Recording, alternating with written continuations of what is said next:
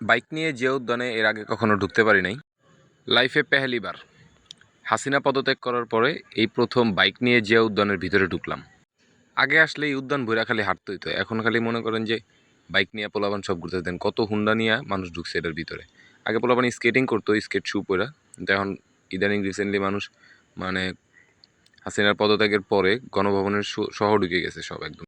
তো আমিও চিন্তা করলাম বাইক নিয়ে যেহেতু এখানে আসছি, একটা ভিডিও করি, স্মৃতি হিসাবে থেকে যাবে আর কি। আর জায়গাটা কিন্তু খুবই সুন্দর, চারিদিকে সবুজ গাছপালা, খুবই মনোরম পরিবেশ আর কি। তো আমিও পরিবেশের ফিল নিতে নিতে বাইক চালাতেছিলাম আর গান গাইতেছিলাম, যদিও গান আপনারা শুনতে পারবেন না কারণ আমি অরিজিনাল সাউন্ডটা মিউট করে দিয়েছি। পুরো জিয়া উদ্যান আজকে বাইক দিয়ে ঘুরেছি, এর আগে কখনো আমার পুরো জিয়া উদ্যান একদিনে ঘুরে দেখা হয়নি। তো অনেক জায়গায় গেছি যেখান পর্যন্ত আমি এখনো পৌঁছাতে পারিনি জিয়া উদ্যানের ভিতরেই, ওইগুলো সব বাইক দিয়ে আজকে ঘুরে ফেলছি একদম। মনে করেন যে সব দেখা শেষ, কোন কোনায় কি আছে।